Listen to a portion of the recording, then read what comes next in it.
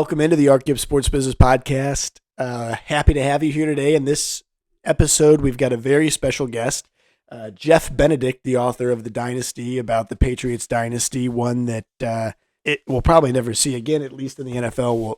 Seeing a dynasty like that to that level over almost 2 decades is probably not going to happen again. And we talk about some of the reasons why, some of the leadership at the top, some of the threads that go throughout all nearly 20 years of the dynasty. And it's a really great conversation. We talked about 30 minutes. He's a New York Times best-selling co-author of Tiger Woods, a book about Tiger Woods. And he was very generous to come on. And we enjoyed the conversation. So without further ado, I will send you over there now.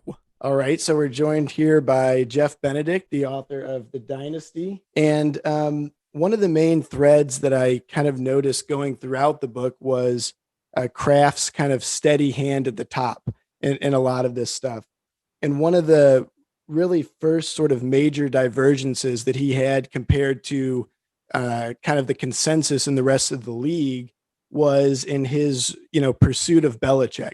A lot of the people didn't want Belichick, and he pursued him at a really high cost. What do you think it was that made Kraft do that such, kind of early in his ownership tenure, and what kind of made the rest of the league stay away from him as a head coach candidate? So Belichick's first tenure as a head coach in the NFL was in Cleveland, and that happened at a time when Kraft had just purchased the Patriots, and when he did that, he inherited Bill Parcells as the head coach. Parcells had a long history with Belichick, and a couple years after Kraft bought the Patriots, Belichick got fired in Cleveland and was offered a job in Miami to become the defensive coordinator under Jimmy Johnson. Parcells didn't want to coach against Belichick in the division. And so he went to Kraft and basically implored him to go talk to Belichick and see if he could talk him out of going to Miami and into coming to Foxborough. Initially, Kraft didn't want to do that because they didn't need a new defensive coordinator, and he didn't understand what the point was to try to recruit a coach that they didn't need and couldn't really afford. But eventually he went out to Indianapolis where the NFL Combine was being held, and he met with Belichick. They ended up talking for hours, and Kraft came away extremely impressed, and Belichick came away wanting to go to New England instead of Miami, and that's what happened.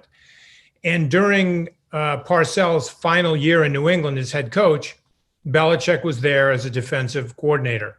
And in that year, Kraft had the opportunity to observe him a lot in practice. And what he noticed was a lot of the young, talented defensive players at that time, guys like Teddy Bruschi and Lawyer Malloy and Ty Law, Willie McGinnis, they all responded extremely well to Belichick, largely because he was such a good teacher and such a good motivator. So when Parcells left, Kraft wanted to hire Belichick.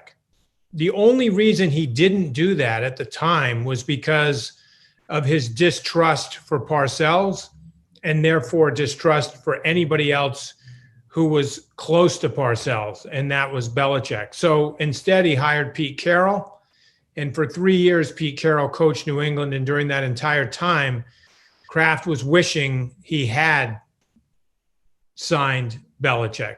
So after Carroll's third year, he starts that process of trying to get Belichick out of New York, away from the Jets to New England. And that's when everybody was pressuring him not to hire him. From the commissioner down through fellow owners, even executives at the networks that broadcast the NFL games were against Belichick getting hired as the head coach because they all thought he would fail just like he had in Cleveland. And Kraft trusted his instincts. He went with his gut. He ignored all the experts, and he hired Belichick. And He got criticized and ridiculed publicly in Boston by the press for the decision. And I would say through the first year that Belichick was the head coach in New England, it looked like all those experts were right and that Kraft was wrong. Keep in mind, I think you alluded to it, that he basically gave up a first-round draft choice in the trade with the Jets to get Belichick. And everybody at the time said that Kraft got taken to the cleaners in that trade because he gave up a first-round pick for an unproven coach. Here's the thing that's interesting. If you look back at that trade now, it looks more lopsided than Babe Ruth going from the Red Sox to the Yankees.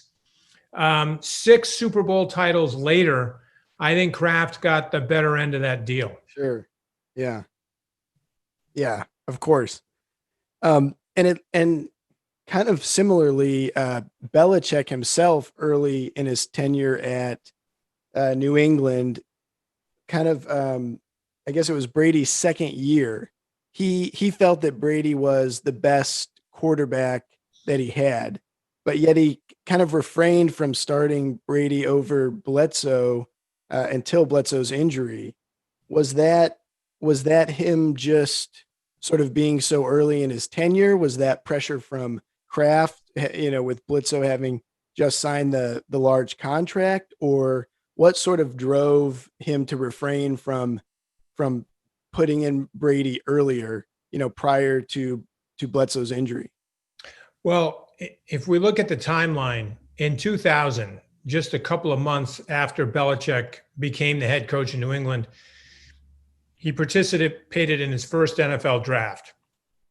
And in that draft, with the 199th pick in the 6th round, he chose Brady.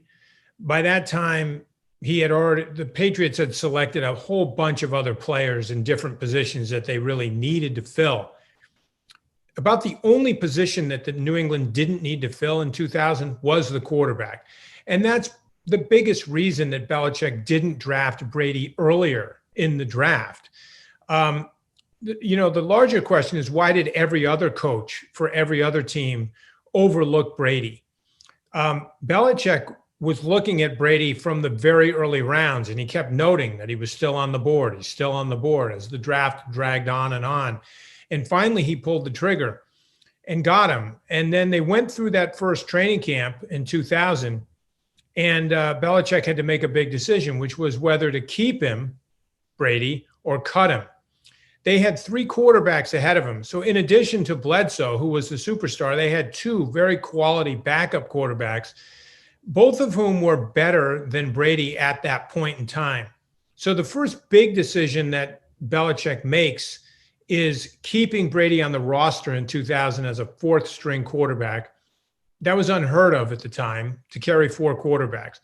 Then the 2001 season starts, and it's in that second training camp that Belichick decides that Brady is the best quarterback for the team. That thinks that Brady is a better quarterback all around than Bledsoe, because he wasn't at that time. But he's better for this particular team and the system that Belichick had. But there's no way he can start him going into the 2001 season for a couple reasons. I mean, the biggest one being that Bledsoe is a superstar who just signed a $103 million contract extension in the offseason. He's the favored son in New England, and he just couldn't make that kind of change. But when Bledsoe got hurt in the second game of the 2001 season, that's what opened the door for Belichick to do what he really wanted to do, which was to put Brady in the lineup. But the next tricky thing, of course, is a month and a half later, when Bledsoe was cleared to return medically to play, he should have got his job back. He didn't get his job back because Belichick argued that Brady's now been playing whatever it was, 6 or 7 weeks. The team had gotten used to him. They were on a roll.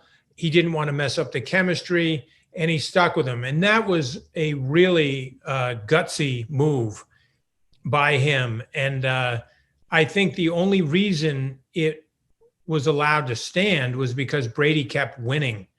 And, he won all the way up through the end of that season and into the playoffs and on to the Super Bowl. Now, how did the fans and the community feel about that? Were people in Boston kind of clamoring to have Bledsoe back, or did they think they had something special going there with Brady right off the bat? Or there was a mix of opinions on this. I mean, you got to keep in mind that at that time, the unspoken rule in the NFL was that you don't lose your job to injury, especially when you're the starting quarterback. And so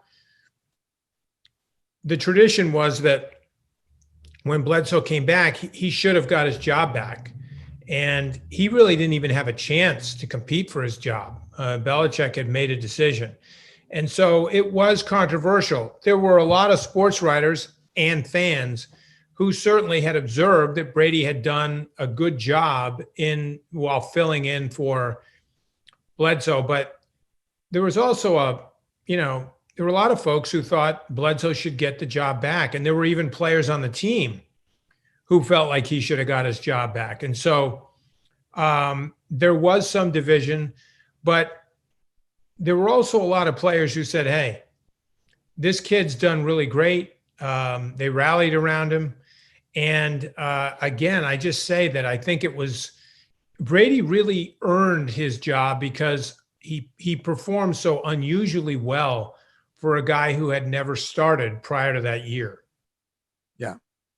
And of course the Patriots had consistent success throughout this whole dynasty, but as far as actually getting those Super Bowls, there was the cluster at the beginning and the cluster at the end.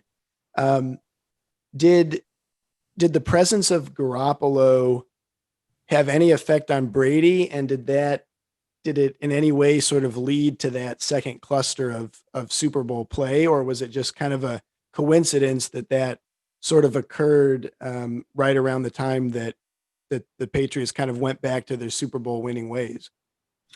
I think one of the things that's so fascinating about the Patriots dynasty is that there is a massive 10-year period in between the Super Bowl victories in the early part of the dynasty and the latter part of the dynasty.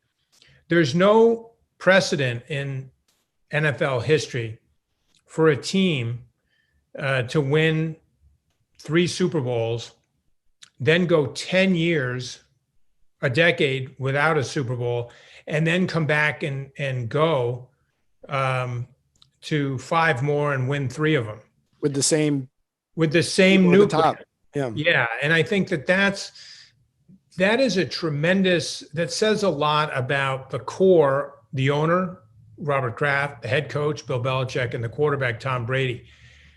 In terms of what their approach was, their mentality towards adversity, towards defeat, I just think that anybody else would have succumbed to the depression, the difficulty, you can only get knocked down so many times and get back up and fight again. To get knocked down that many times and to see Belichick and Brady year after year after year get back up and say, well, we're gonna go back at it next year.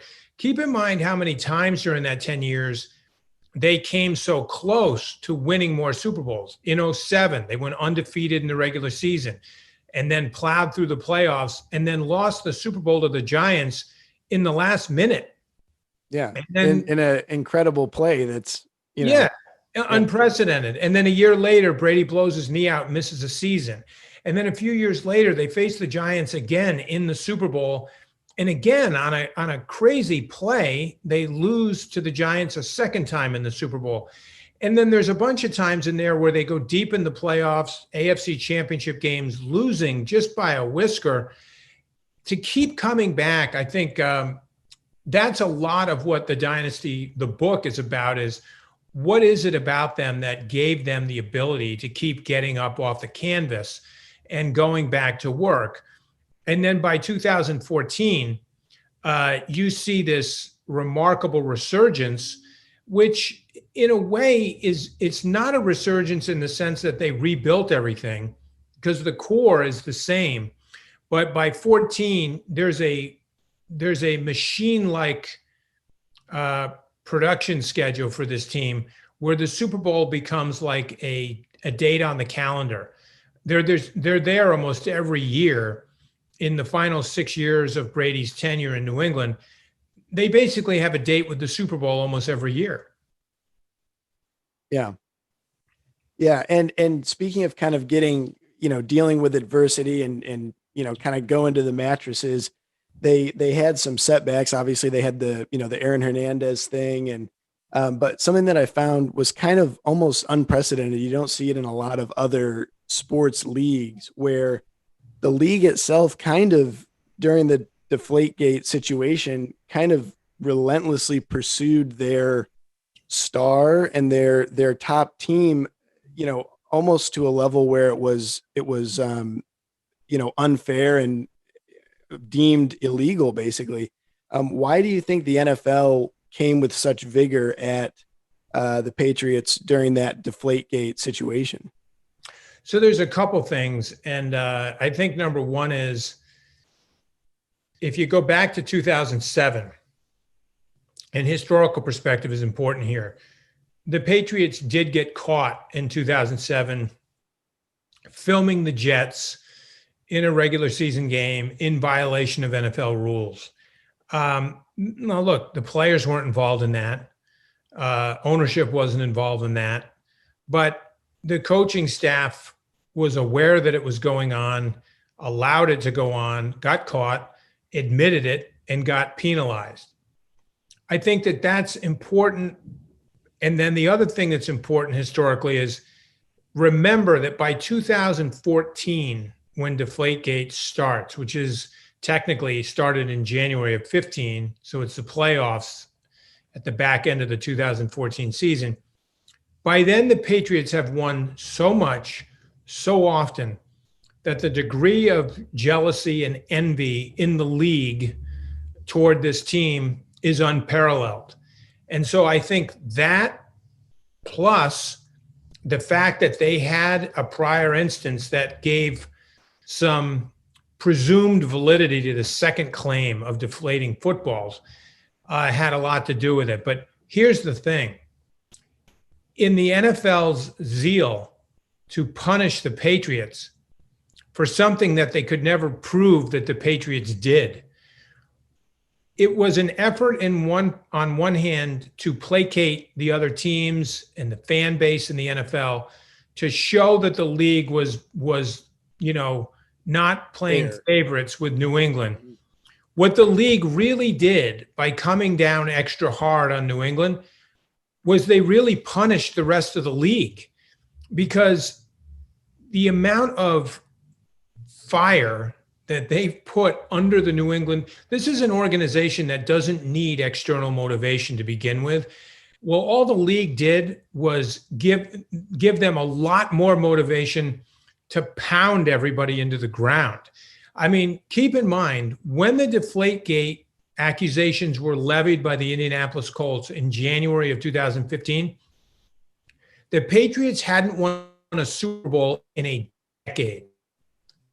After they made those allegations and the league basically accused Brady and the Patriots of cheating again, look at what the Patriots did to the NFL. They wrecked the league. They dominated the league for the next 6 years. They went to the Super Bowl almost every year. They beat Seattle. They beat Atlanta. They beat the Rams.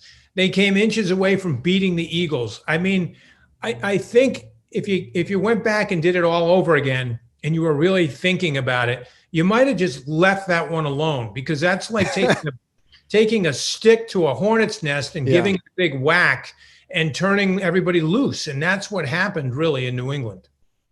Do you think we'll ever see anything like this again in the NFL? No. Yeah. No, I think that's a one-word answer. I think that is, we've never seen anything like it before, and I think we'll never see anything like it again. Yeah. Well, I know you've got to run. So I know you mentioned in the book that Bon Jovi and Belichick are good friends. Do we have any anecdotes from Bon Jovi about Belichick? Do we know any of those? Yeah, I mean, it's also important, I think, to point out that Bon Jovi's also become really good friends with Bob Kraft, and that he's converted to becoming a Patriots fan.